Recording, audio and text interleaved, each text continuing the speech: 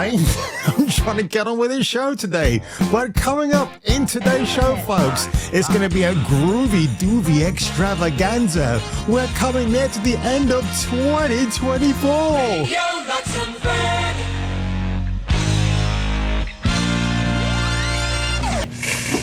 Ooh, yeah. I'm gonna have to go ahead and sort of disagree with you there.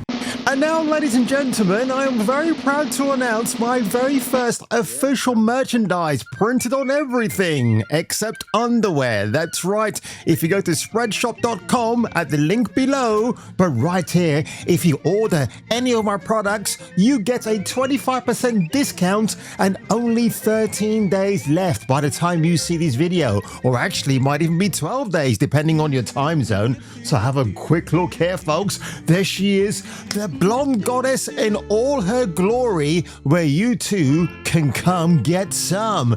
And why not? She looks absolutely beautiful. And this is one of my AI designs I have actually upscaled. So hopefully when the t-shirt is printed out on either a mug or hat or whatever, it should look as good as one of my digital beauties with their booties. So I'll leave you a link in my video below. Go on over now and subscribe. And when the UK store is set up, I will merge the two together and it will be such a delight for your goggling eyes.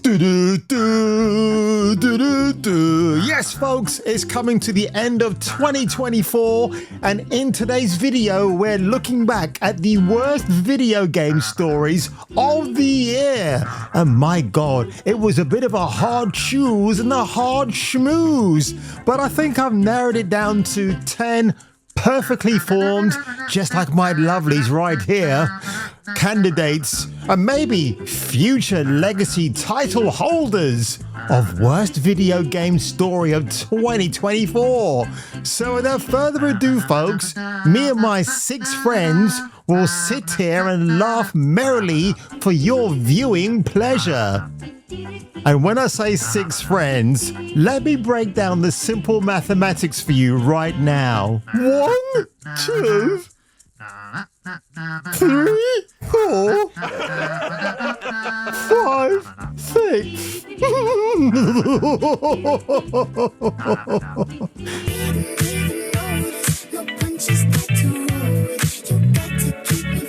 Yes, hallelujah, it's the video show. And now, the man the BBC calls...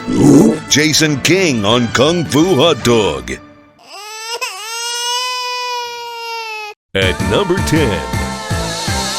Now it goes without saying, folks, when we cast our mind back to this god-awful year for video games, January was quite the jam-packed month in terms of one story and only one particular story dominating the video game news headlines. It's pretty hard to forget that we're in December already, but back in January, Suicide Squad killed Batman in the Justice League was the story that was just burning everyone's ears off. When I heard the rumors that Bruce Wayne was going to be shot dead in the game by Harley Quinn, I absolutely lost my mind. I thought, this can't be the same Rocksteady, right? The same people who gave you those great, amazing games beforehand? The last thing.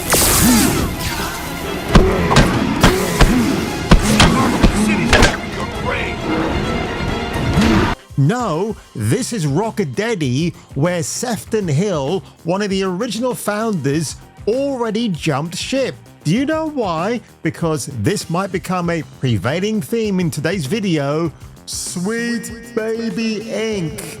You know who they are, and in fact, me mentioning their dreadful name actually caused a Steam curator called Cabrutus to compile a seemingly innocent list of games that SBI are currently or were or still involved with.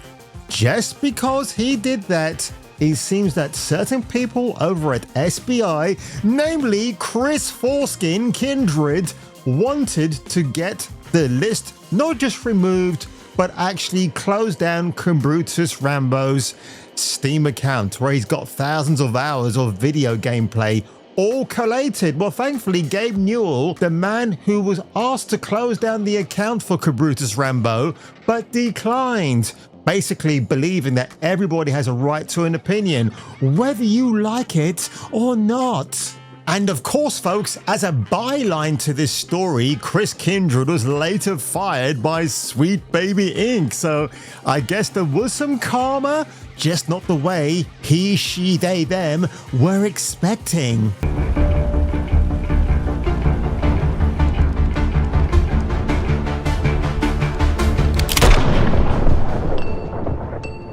Matt Damon.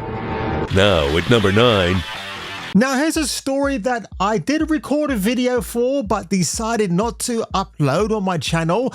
I don't know why, but I just decided not to, but it's worth mentioning because it kind of slipped under the radar very slightly. So this lady right here, Anna Donlan, the birth child of Hannibal Lecter and a beaver. That's correct. Those two bumped uglies, and out came this even uglier version of a woman they call Anna Don Long, Ling, Longer, Wonga. Had lots and lots of updates that target agent balance, existing maps, promoting good player behavior.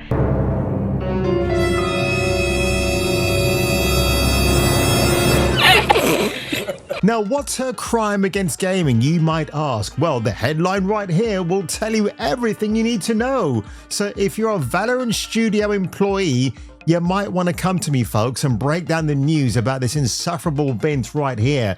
But it's about nice gaming communities, folks, because you can't play a video game without being nice to somebody, because if you're prepared to be nasty and throw insults in a gaming forum, then bro, you're not part of the community if you like Valorant games. Since launching Val, especially with the addition of voice comms, we've known that fighting in-game harassment was going to be both something we needed to prioritize and also... I'm sorry, Anna. Are we supposed to be boys playing with toys, wearing bras and tampons, and discussing the ethics of playing a video game without getting harassed or being threatened or feeling unsafe? The safe spaces, folks, because that's what it's all about. I've spent the last couple of weeks reviewing player logs, looking at penalty escalation paths, discussing... I mean, Anna, if you want to examine my player log, just visit my flat in South London and put your head down my toilet for a closer inspection. You tell someone Yes. to just mute comms to avoid harassment, you are essentially putting the harassed person in a position to not communicate, to compromise how they want to play the game. Well, that's rather fitting, Anna, because right now I've got the mute button on you and I can't hear a single word you're saying. Oh, sorry, what was that? Oh my God. It's paradise. It's heaven. I can think again as a normal man. Here's number 8. Well, of course, folks, how can I even not forget Dustborn, the game from Norway, funded by the Norwegian government's very own coffers of money all over the place. It is a terrible experience to play. I even went through it on a offline stream, and guess what? The game broke down on me. It was the free demo, funny enough. Bum, tit, touch my bum. You need to do something. I can't breathe. That's a bit on the nose, folks. Come on. Hello? I can't breathe. So Ragnar Tornquist, the man who gave you this game, Dustborn, which basically collects 60s pop culture like John F. Kennedy, who's dead and buried in his game, and meanwhile Marilyn Monroe, and if you know your history, well, John F. Kennedy in real life couldn't keep his tootie wootie zipped up and slept with the actress more than once. Hence why now Mazza Monroe is still the First Lady of the USA all these years later, which is so utterly ridiculous beyond belief. And in a very ironic, echo chambery kind of way, Ragnar Thornquist is also a very racist man against Caucasian people. Now, the only thing I'm going to say that was, if this game was a parody of itself, I think it might have actually been absolutely glorious. The overweight black characters with skin conditions, jumping on people from above. It could have been a very self-deprecating version of the X-Men, if you like. If it leaned into the meme, this could potentially have been a very funny game to play. But instead, Mr. Ragnar himself took it so seriously, because this game, not only are you forced to play instruments and make sure you get the timings correct, but it's got to send out a political message, folks. Because never mind that you can't play a video game and have some fun, immerse yourself for a few hours. No, you've got to be reminded that you're a very, very bad person. Town is in danger.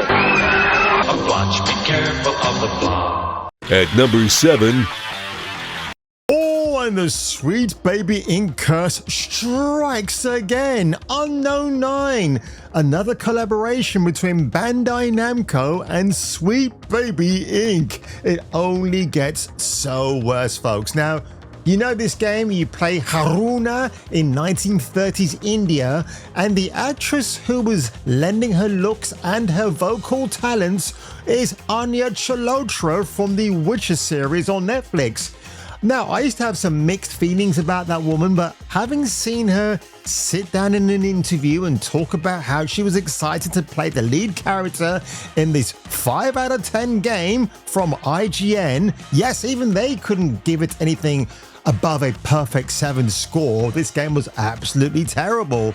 But unfortunately, with the interview of Miss Chalotra, you can see she was being forced to say things she didn't rehearse. The camera was constantly up in her face, and it was very uncomfortable. Like, she hadn't taken her dosage of brown bread that day, and I think she wanted to go for a doo-doo during the interview, but they wouldn't let her off her seat. Was getting to know how she relates to the world and how she relates to the people she meets along the way. Maximum effort. And then, you know, I think she was probably strapped in that studio for maybe 4 hours non-stop talking about this game, which from what I know, there is no collective sale data for this game. Like, it probably sold maybe 100 copies, and maybe 95 out of those 100 got a refund or found its way into a landfill, a la Forspoken. Oh, how we remember you well. So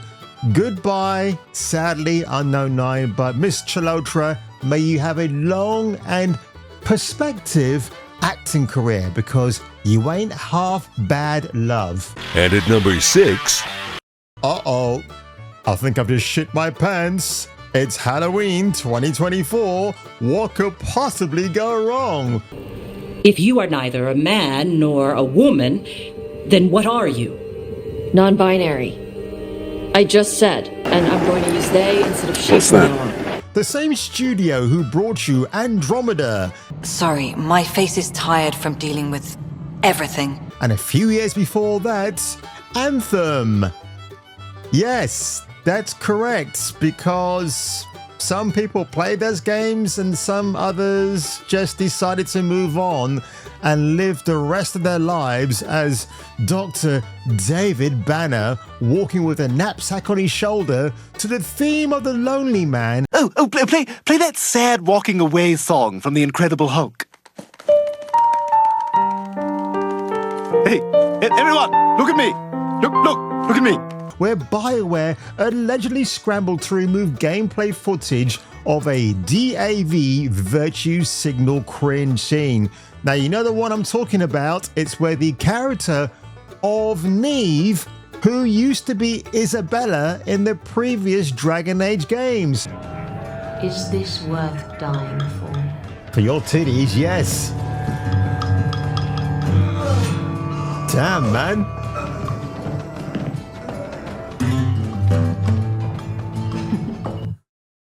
Well, I don't know about you, but this game made me want to go and buy it. I didn't think so. Holy shit. I say, what a lovely pair of doubloons you have there. And her jewelry isn't bad either. You know, I can't actually get through this top 10 without mentioning Unifade Walker from Scotland, who gave us that lovely breakdown about top surgery scars and how you can get your own little haggis and shove it up your tooty booty wooty. Next, we have the body proportions. You have a slider for height, shoulder width, chest size, waist width, hip width, glute size, and bulge size. And now, ladies and gentlemen, please take this order as a complimentary side dish to your main course, because recent news from BioWare itself, where Sylvia First, Mr. Samir not gonna work here anymore anyway. Sylvia Faketakuti, one of the most veteran senior writers at that studio, BioWare, left after 15 years. Telling everybody it's time to bow out, to put that knapsack over her shoulder and to join Dr. David Banner on that lonely walk up the highway to whatever happens next. Of course, when you've got an imbecilic buffoon like Corinne Bush, clearly a man who needs help but likes to cross and uncross their so-called womanly legs in interviews, then you have to really wonder what the hell is going on with BioWare. They're actually signing their own death warrants. Your perspective and spot at the table only makes that better. We want your perspective. At number 5. So as a bit of a precursor, folks, I need to talk about this one quickly, and I might include it as number whatever this video reaches at.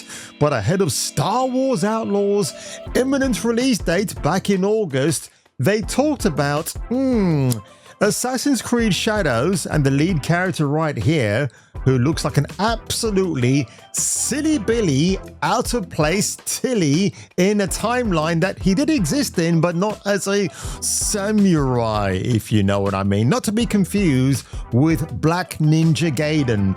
No, this character, this gentleman right here is Yasuke, an absolute servant of the Japanese household and not an absolute samurai warrior bro, if I can even get my words out there. But of course, as the headline reminds you, 45 employees at Ubisoft were laid off. And of course, many months later, and I'm just saying that to stretch this video out just a little bit, why don't you wiggle it?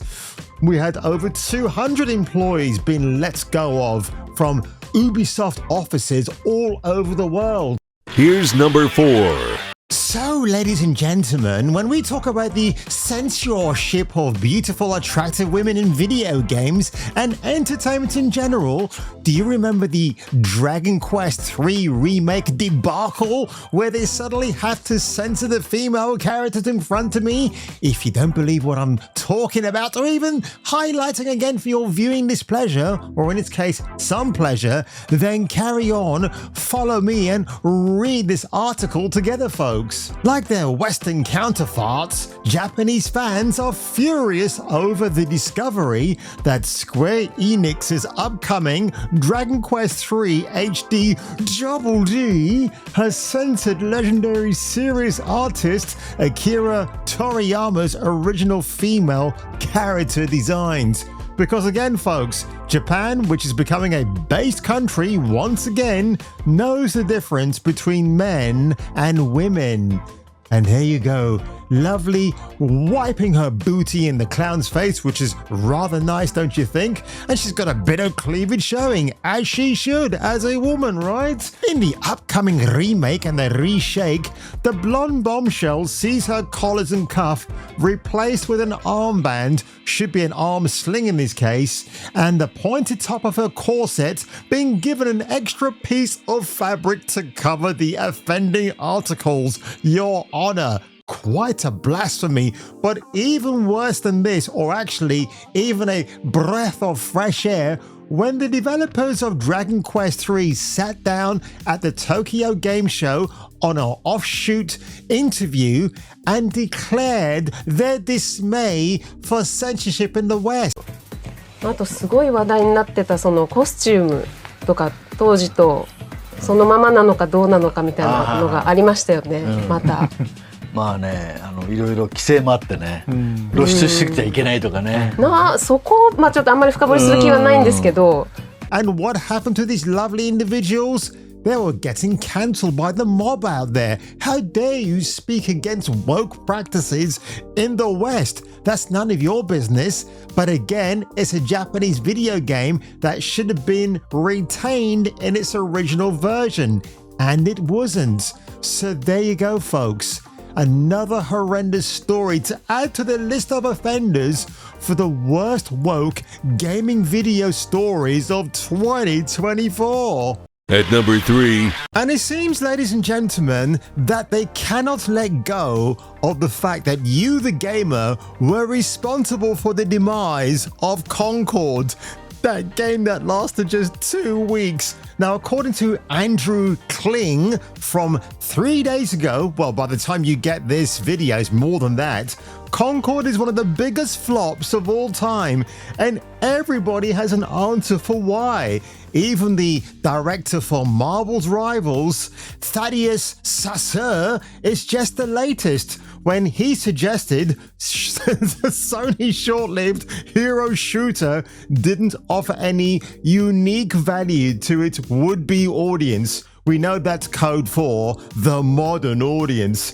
At least not enough uniqueness that would have pushed players to play the game. Well, that's true, but again, Thaddeus knows exactly what he's talking about, because if you check out the Marvel Rivals characters, what their designs look like, wouldn't you want to ogle play as them? Damn, bro, I can't lie, Psylocke looks insane. Get! But oh my god, the Gamer is one of the most copious outlets that you have right now online. I mean, they still refuse to approve my avatar picture with some lovely bikinied women that I made from AI, because we know where they lean to, don't they? So there's definitely some truth to that. Oh, so they forcibly agree. That's hilarious. But look at this, folks. This is even more funnier. So while I've got the game behind me, and oh yeah, you've already seen it. And now while I've got the game behind me of Concord, they're talking about the merchandise, how it's hard to get hold of now. And according to one user here, it never made its way to the UK. I guess there was just maybe hope that if the game took off, because remember, it's named after a once great aviation aircraft, they thought they could ship the goods over here. And maybe years ago when this game came out, we would have got merchandise. But honestly, folks, you can just take one look at this. You can create your own 3D version of it, and it's not going to matter at all, right? So I do find that very funny. They had a Concord mug, the beanie hat, which is very funny. And yeah, people are crying their eyes out. I mean, this game flopped so hard, we couldn't even get a souvenir hoodie or a beanie hat or a drinking mug just to commemorate its absolute failure. So I do wonder if these things will find their way into eBay as such. They probably will. At number 2. So this is your AAA video gaming experience courtesy of those lovely folks at Ubisoft, headlined by Yves Guillemot. And this is a technical achievement, folks. It won so many awards at the Game of the Year Game Awards 2024 and absolutely destroyed our expectations about buying this game. The lead character of KFHD. By this point, we should be best friends forever because I mentioned the name so often on my videos. And oh my goodness, you take a lovely hombrelita like Humbly Gonzalez. I mean, feast your eyes on her, folks. Isn't she a delight? Forget her personal activism. And they turned her into Sasquatch from the $6 Million Man.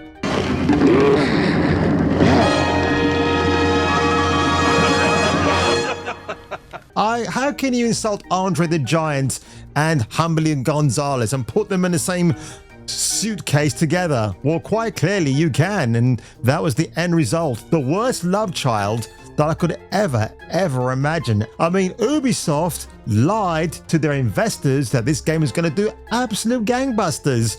And guess what? It failed to even do that. People were checked out. They didn't want to play this. And I have to admit, some people genuinely wanted to play Star Wars Outlaws, looking past the awful character design, looking past the dreadful mechanics and the AI. Oh, they wanted to still play it, But even now on Steam, even when they supposedly patched all these new updates into the game, hardly anyone is even playing it because I guess this is another nail in the coffin for Ubisoft and the absolute ilk. It's going to be a matter of time before Tencent makes up their mind if they want to buy them outright, Ubisoft that is. But well, your guess and your breasts will be good as mine. And now at number 1. Now, as this year is almost closing out, it was befitting not to include this ridiculous announcement from Neil Druckmann over at PlayStation and Sony for Intergalactic, the Heretic Prophet, starring... Have a look at that, ladies and gentlemen. 242k downvotes compared to only 95,000 botted upvotes. Anything to push that algorithm, eh, Neil Druckmann? And just to prove that Neil Druckmann wants to turn all his women into men because biological women, folks, do not exist, this man chick has her electric razor turned the wrong way round. You cannot take a Briotech razor like I have in my bathroom and do that. You'll serrate your head. It's meant to be the other way, to go against, or rather with the grain, not against it. But of course, this is Neil Druckmann, this is PlayStation, and this is absolutely ridiculous. Gillette, the best a man can get, or in this case, Gillette, the breast a man, woman can get, I suppose. Exactly. Who the hell wants to play as a video game character female that isn't questionably your traditional female? So this announcement got made last week at the GOTY, you probably could call it the GATY at this stage, Game Awards 2024. Of course, Jeff Keighley, the host, was extremely excited because this is the type of video game men want to play. No, it's not. It's a dreadful trailer. I've been over it before. Yes, it looks nice graphically, but that's about it. And the biggest takeaway that we got from the trailer, one of the developers who's worked on the game was extolling their talent about how the lead character of Jordan puts on a red jacket as she walks to the cockpit. Are you kidding me? Is that what you call game immersion, bro? No, it's not. It's actually killing the experience. So I suspect, and I've long thought about this, this is going to be the last video game we get from Neil Druckmann. After the success or the failure of this title, whenever it gets released, Druckmann is going to permeate Hollywood with his ideological nonsense, and you know where I'm going with this, amongst his live action movies or projects or whatever he's planning to do, because since the Last of Us TV series season 1, he's got it into his thick skull that Hollywood are ready for him. But is he really ready for the backlash that he's going to get from Hollywood? Well, I don't know if you fragile fannies have even seen this clip doing the rounds on social media, but Neil Druckmann at the Golden Globes Awards ceremony, because The Last of Us received many nominations but not many wins, wearing an ill-fitting suit, ill-colored, ill-advised if you ask me. But let's play this clip in its entire 22-second glory schmory, because it's rather funny what happens towards the end of this video. Oh, can I walk up to you, Neil? Can I touch you? Are you the Messiah? No? Okay, oh, look at me, Butch Neil, putting my hand in my pocket like derelict Zoolander. He's so hot right now. I'm just having a jolly old good time today, folks, like Blackbeard on the seas. And speaking of which, this is one of his helpers who's happy to model one of my t-shirts, ironing out the creases. And if I had every chance, I would iron out her creases for my personal pleasure. But on that one, folks, please go on over to spreadshot.com, Kung Fu Hot Dog USA, and order yourself a few t-shirts for yourself and for your family and friends who might be mad enough and more insane than me to watch my own episodes on YouTube. And if I were you, and if you were me, and if you were her, or even her, you may wish to come back for the next video.